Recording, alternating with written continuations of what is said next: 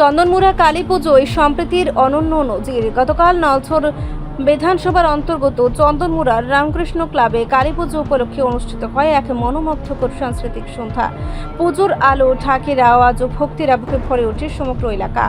এই অনুষ্ঠান কেবল ধর্মীয় উৎসব নয়, এটি ছিল সম্প্রীতির এক ঐতিহাসিক নিদর্শন, যেখানে হিন্দু ও মুসলিম দুই সম্প্রদায়ের মানুষ একত্রিত হয়ে উদযাপন করছেন শ্যামা মায়ের পুজো।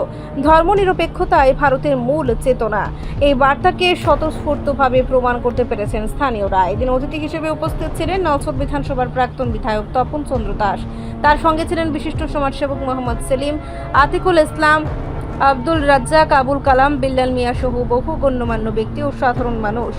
চন্দনমুড়া ক্লাবে দেখা গেল এক অনন্য দৃশ্য। হিন্দু ও মুসলিম দুই সম্প্রদায়ের মানুষ একসঙ্গে হাত মিলিয়ে কালী পুজোর আয়োজন উদযাপন করছেন। বহু মুসলিম সমাজসেবকের সক্রিয় অংশগ্রহণে এই কালী পুজো আজ এক অসাধারণ উদাহরণ হিসেবে রাজ্যের সামাজিক সম্প্রীতির প্রতীক হয়ে উঠেছে বলেই মনে করা হচ্ছে। যে পূজার আয়োজন করছে এবং খুব সুন্দর এবং খুব ভালো হয়েছে।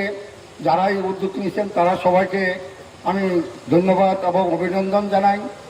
এবং মা কালী এবং এমন একটা জিনিস অসুরকে ধ্বংস করে, যারা পৃথিবীর বুকে এবং খারাপ কাজে লিপ্ত এবং যারা সমাজকে ধ্বংস করার জন্য তৈরি হয়, এবং আমরা যে দূর জানি এবং মা কালী এবং এই অসুরকে সেখানে বিনাশ করে।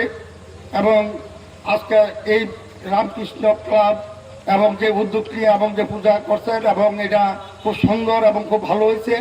আমি আমার পক্ষ থেকে এবং সবাইকে নমস্কার এবং ধন্যবাদ জানিয়ে আমি দুই চারটি কথা সেখানে বলছি এবং শেষ করলাম। ধন্যবাদ। রিপোর্ট সংবাদ প্রতীক্ষা।